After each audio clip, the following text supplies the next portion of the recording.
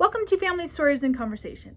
I'm Miss Piper from the Ellensburg Public Library, and I'm glad that we get to share this time together. And with books, you, me, and a book make three. It is Faraway Things. This book was written, the story is by Dave Eggers, and the art is by Kelly Murphy.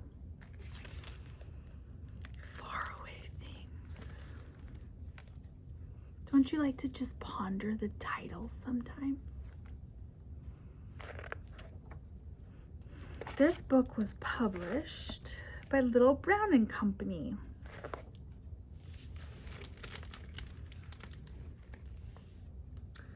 Lucian lived with his mother on a wind-swept shore. After storms, he roamed the beach, searching for faraway things. That's what his father had called whatever washed up from across the sea. Faraway things. One morning, after a swirling storm full of lightning and thunder, Lucian walked to the beach, hunting for something new. He found a trio of jellyfish, looking like tiny blue moons. He found a heavy red rope tied tight in a knot. Then he saw something bright.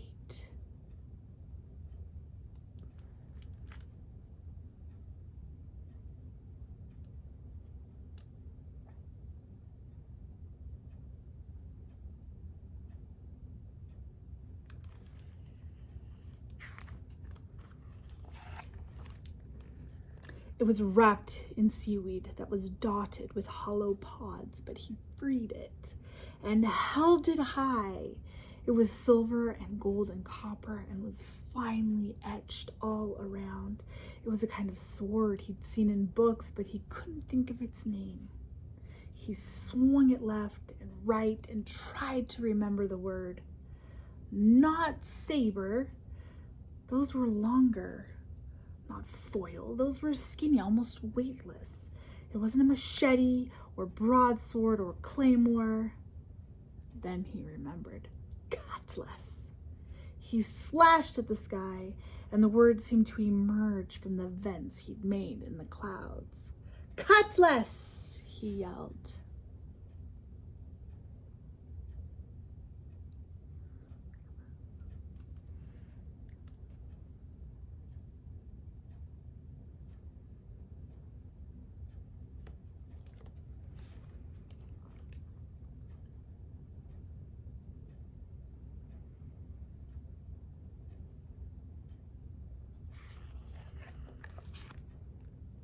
What's that, son? His mother yelled from high above. Nothing, he said. He climbed the bluff and brought the cutlass inside and asked his mother if he could keep it.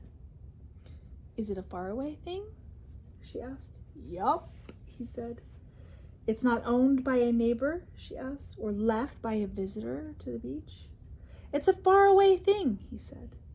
He'd never seen anything like it.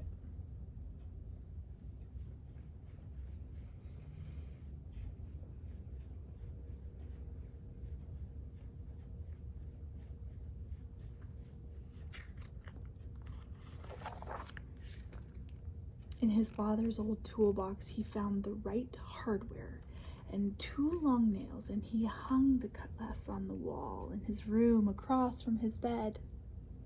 He stared at it for an hour before sleep overtook him, and when he dreamed of his father. He often dreamed of his father, and these dreams stayed with him and became memories, and these dream memories became in Lucian's mind almost as real as his real memories, which he worried were fading.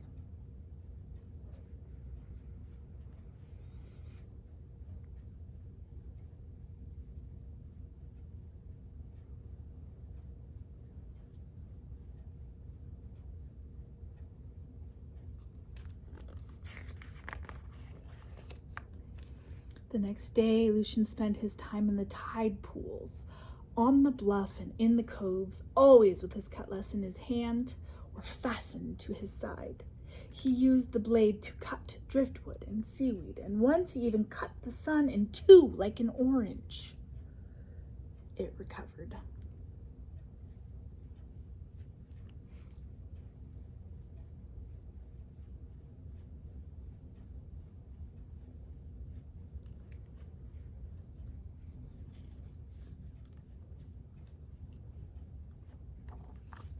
All day, Lucian slashed and felt strong and purposeful. Only one time did he miscalculate and turn one of his sleeves from long to short. That afternoon, as the fog over the ocean cleared, Lucian saw a great wooden ship. He expected it to move across the horizon, but this one was still, as if its eyes were fixed on Lucian. A rowboat was lowered from its side to the sea, and Lucian thought it impossible that the crew aboard would be visiting his remote and rocky shore. But the boat came closer and closer.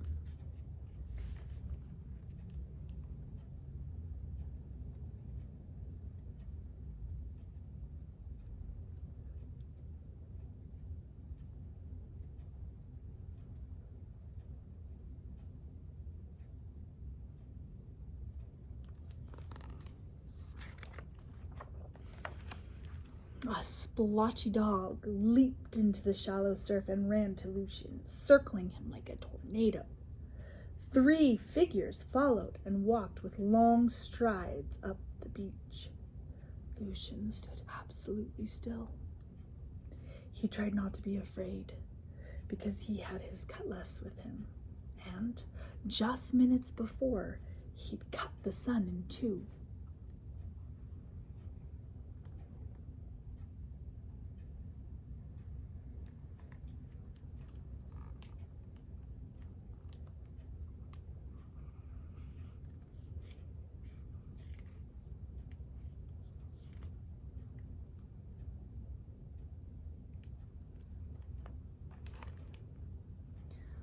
"What happened to the lighthouse?" asked a man with very large glasses and very large arms and a voice of authority.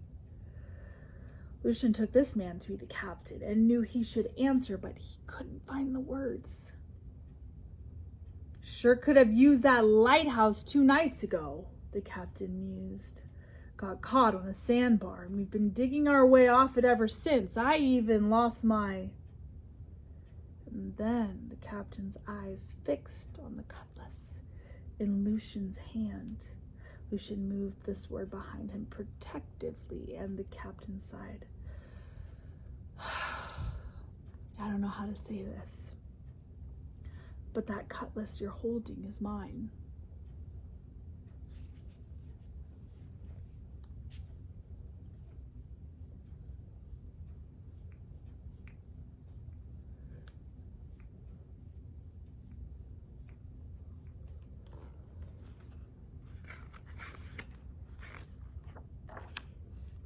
"Sorry," Lucian said. "This is mine."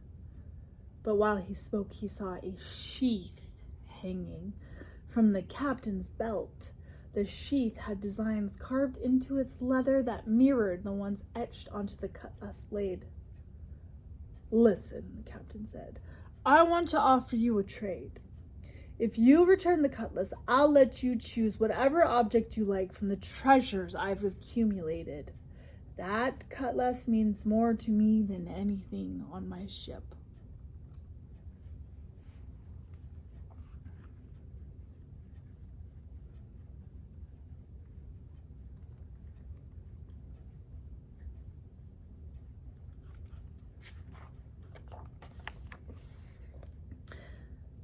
Lucian looked back at his house above the bluff.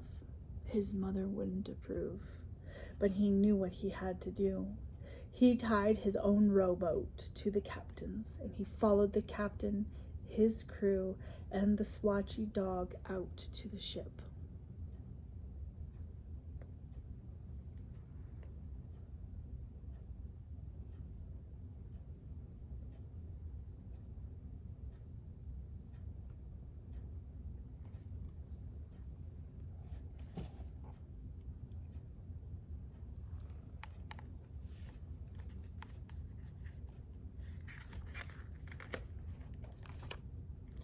As they got closer, Lucian saw a few dozen crew members working to free the ship from the sandbar. They were prying and hammering and pushing and took little notice as the captain helped Lucian up the rope ladder and onto the galleon.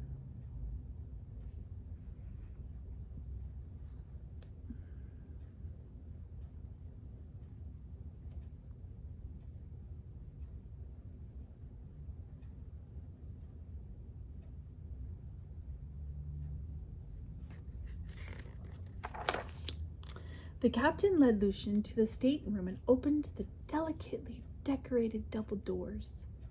Inside, Lucian saw a feast of glittering objects. There were hexagonal coins and a silver sextant, a collapsing telescope, and a falconer's glove. Lucian studied the treasures for something to replace the cutlass.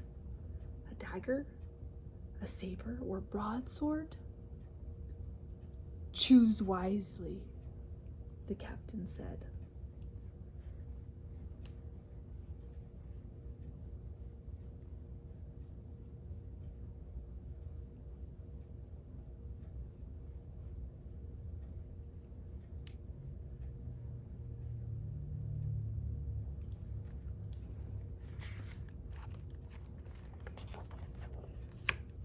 But one object spoke to Lucian more than any other, and when he chose it, the captain smiled broadly and lowered it from the high shelf on which it sat and put it into Lucian's small hands. "Thank you," Lucian said. Lucian gave the cutlass back to the captain. "Thank you," the captain said, and slid the cutlass into its sheath.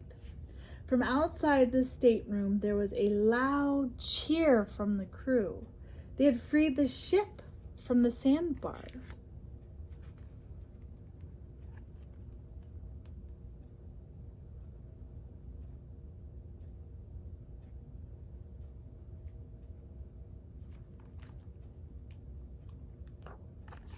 Lucian climbed the rope ladder down to his skiff and waved to the captain and crew, and they waved back. And even before Lucian was ashore, the captain and his crew had opened their sails to catch the wind and were gone.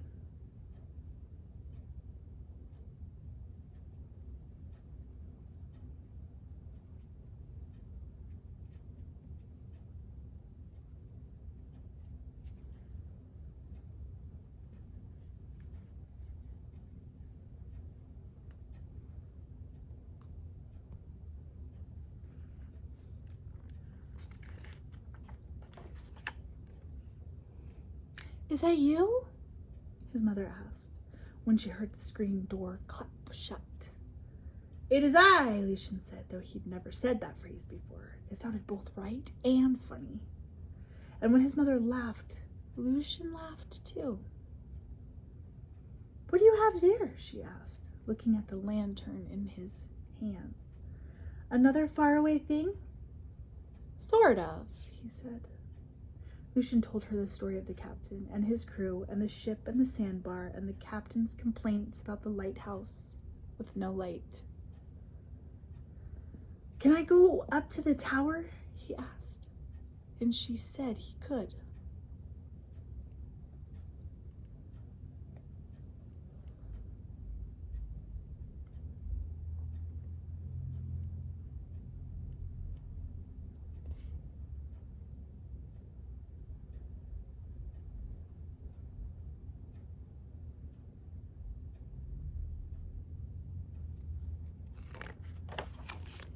So Lucian ran up the spiral steps of his father's lighthouse, and at the top he lit the lantern and placed it by the window, where it turned to the ocean silver and gold and copper, and even for a moment touched the last of the captain's ship as it disappeared beyond the never-ending bend of the sea.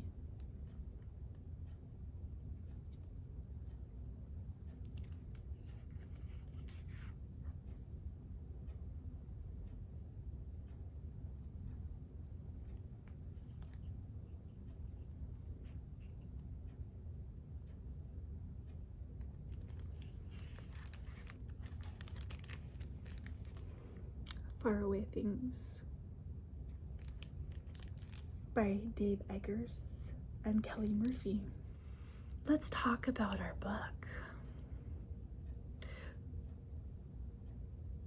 I like this book. It's adventurous, but kind of mellow. I have some questions that came to my mind. Do you have any questions that came to your mind? My first one is Lucian's father. The book mentions Lucian's father a couple of times, but we don't ever know what happened. What do you think this does for our story?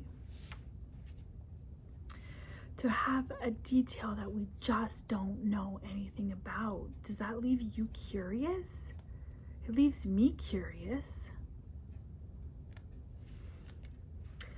Question number 2, Faraway Things.